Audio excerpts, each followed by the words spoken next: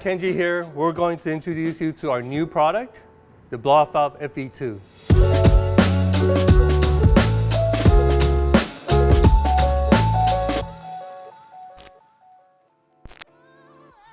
So this is actually our 5th generation blowoff valve.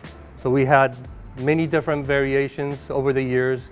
From early 90s, gritty blowoff valves have been very popular. This is what's in the box. And here's the main unit. This is the new colorway. It's a silver chrome bottom housing, which is die cast. And all the rest of the parts, like the funnel and top housing, is billet 6061 aluminum.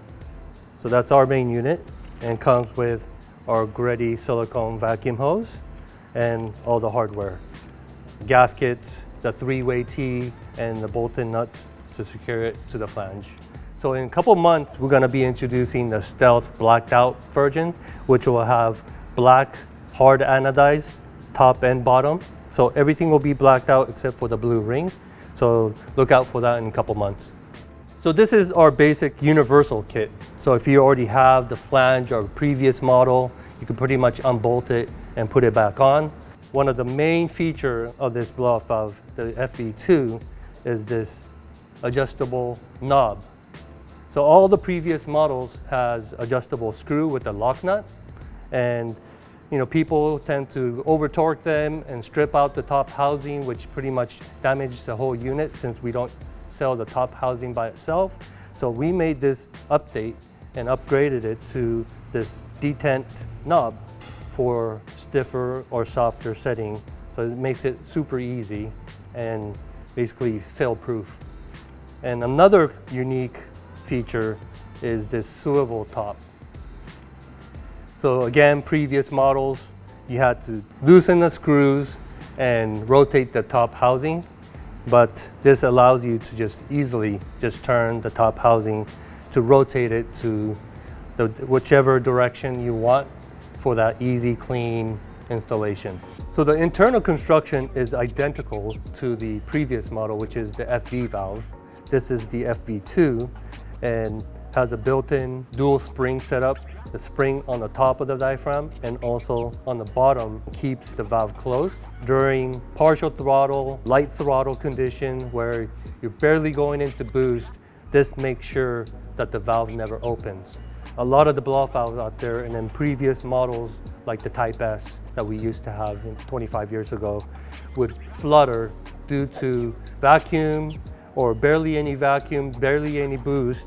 It would actually overcome the spring or it starts to creep open the valve, and you'll have this surge and fluttering. FV stands for floating valve. We added that spring to keep the valve closed when you need that valve closed and make sure that it opens when you need it.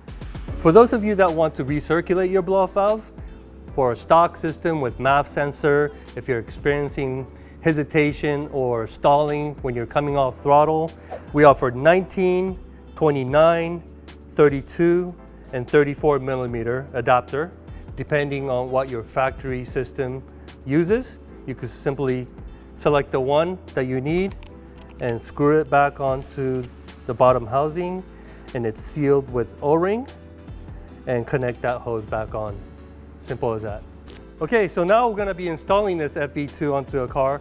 So actually we're working on this R32 and already have one of our Type R blowoff valve. We're gonna basically remove that. We already removed the hardware, so it makes it easy.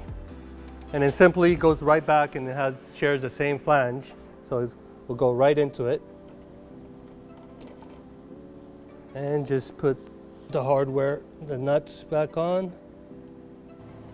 Okay, now that it's secure, we're ready to put the vacuum line. And like you see out of the factory, the nipple is facing towards the back of the blowoff valve. You could just clock it to any position you want and connect the vacuum line onto it. Okay, now that the vacuum hose is on, it's good to make sure to secure that with a zip tie on the hose barb.